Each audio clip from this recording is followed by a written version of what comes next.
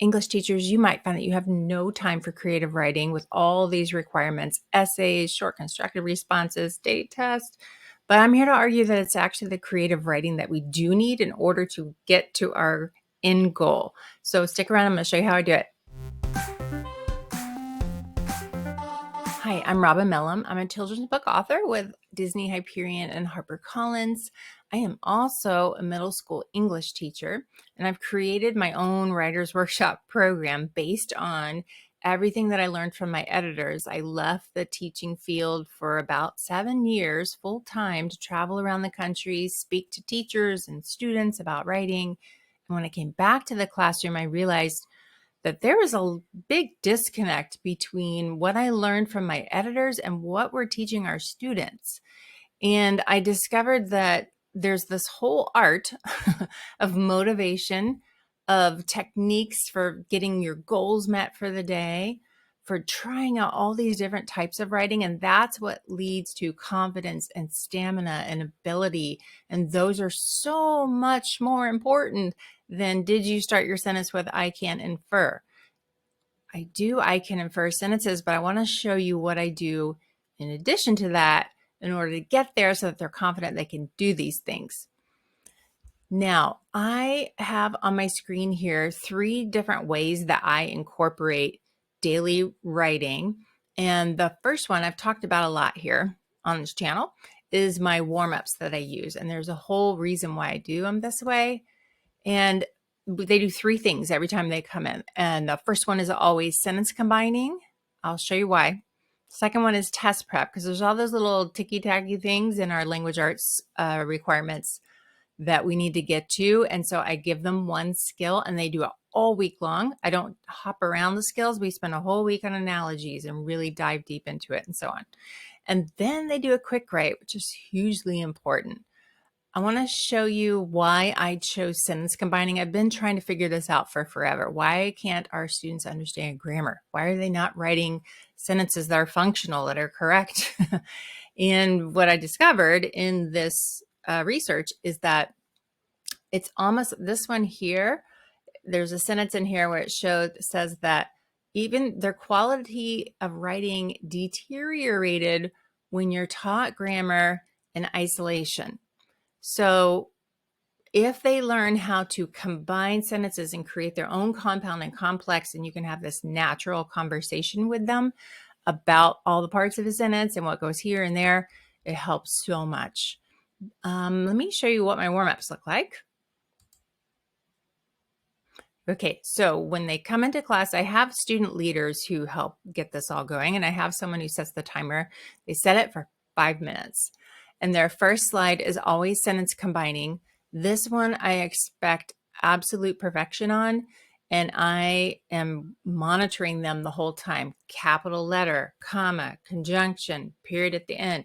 If they get it, they get a little digital trophy. If not, I'm calling on them and telling them this has to be perfect before they leave class that day. It's required because they have to start getting into this habit, and only by doing it every single day will they start to break this habit of never using capital letters. I don't know why we've decided as a generation to not use them anymore, but that's not going to work for me.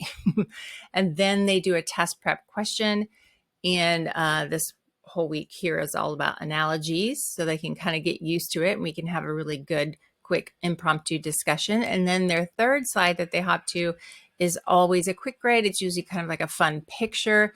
I tell them, write a scene. I don't tell them to write a story.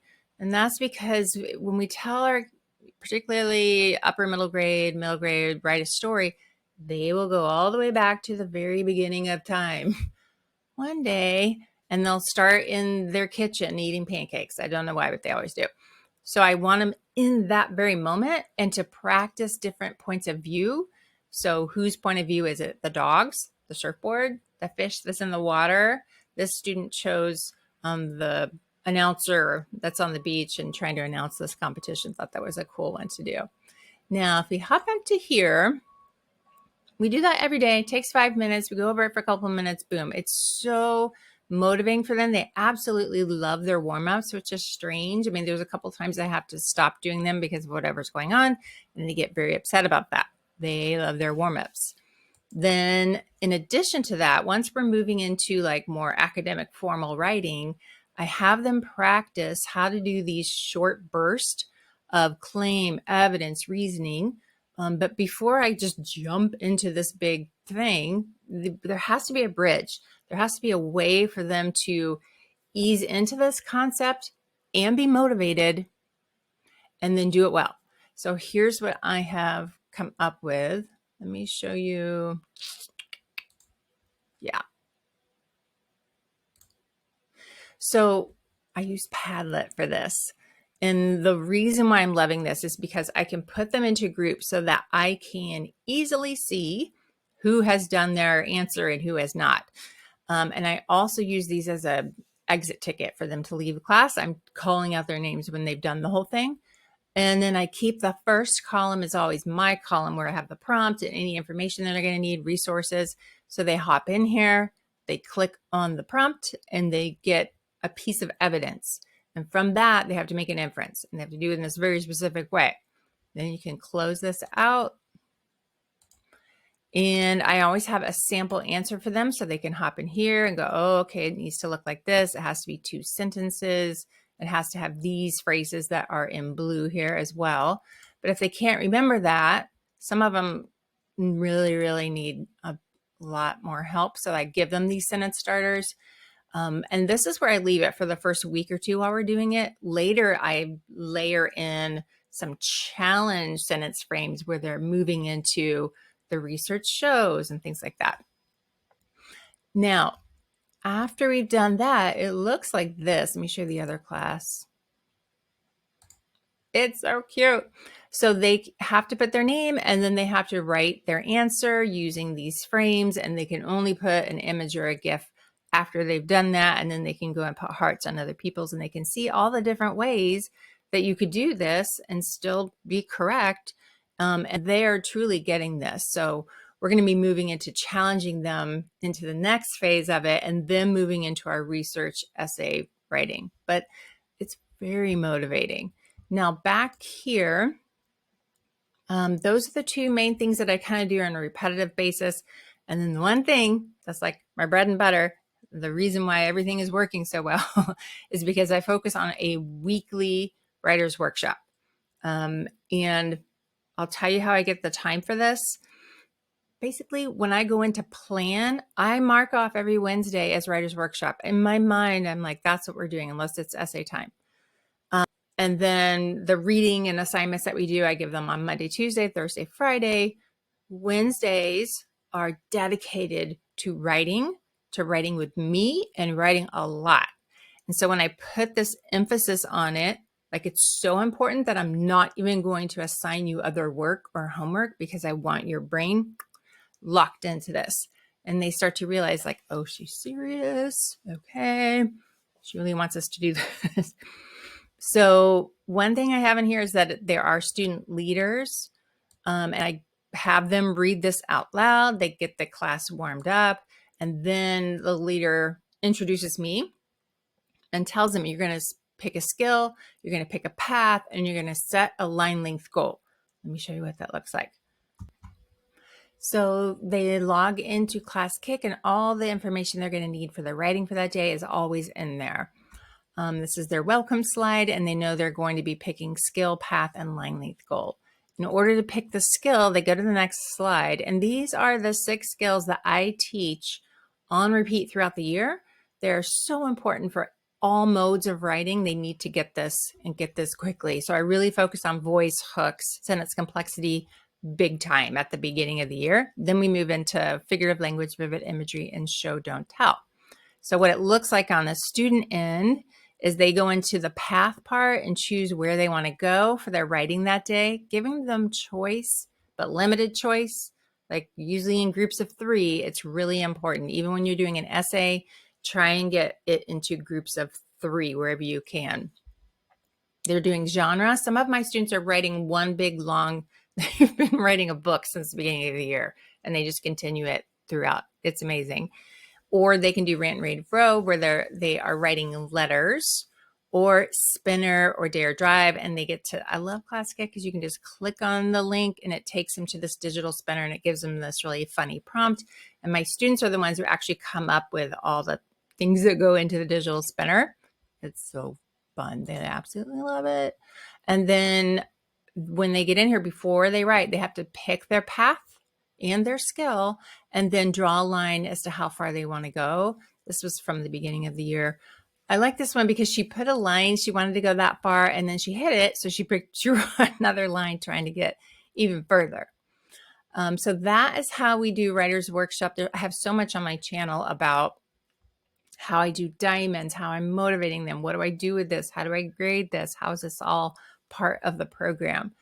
They absolutely love workshop, and I am seeing their skills growing so quickly. And I do want to show you, if I can make this bigger for you.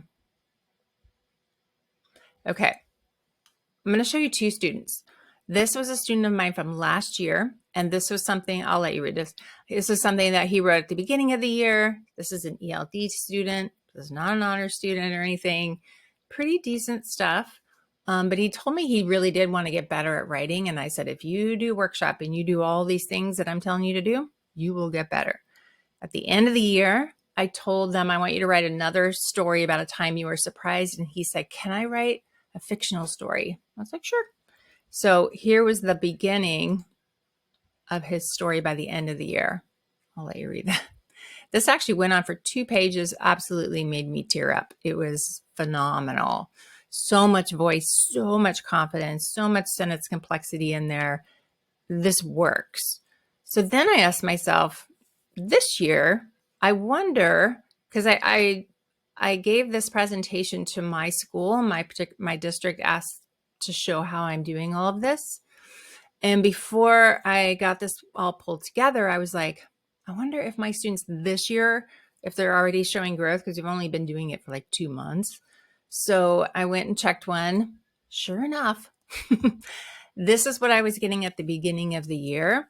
This is a pretty good student. This is not honors class. These are, students who are trying hard. At the beginning of the year, she was saying, I was surprised. I first thought, I was so worried. I started realizing I was surprised. So technically her sentences are correct. She does have capital letters and she put in periods. So I was super happy about that. It's just not super fun for the reader.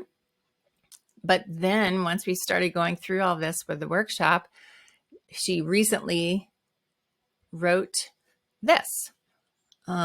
I think she took a prompt from one of the digital prompts that she clicked on.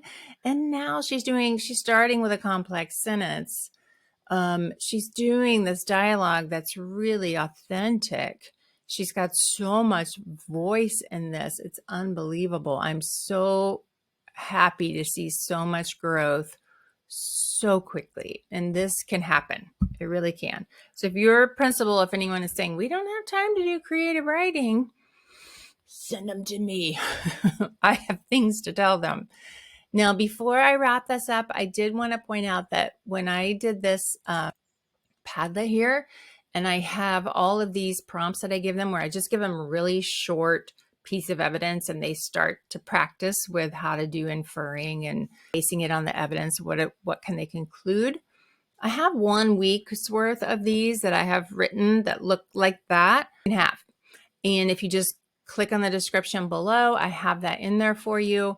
And if you have any questions, let me know. Feel free to email me and jump into our Facebook group as well. There's a whole bunch of teachers who have started this workshop this year. They are phenomenal. They are taking this to the next level. And in our Facebook group, they're putting in pictures. They're saying, I tried this, I tried that. They're sharing with each other. And then we meet once a month on Zoom and we discuss all of this. And it's been fantastic. I also have a complete training, a 10 video training on how to get your kids to have results like I just showed you. I'll tell you how I go from the beginning to the end and how I teach essays and how I do grading. Everything is in there. So thanks for watching and I will see you in the next video.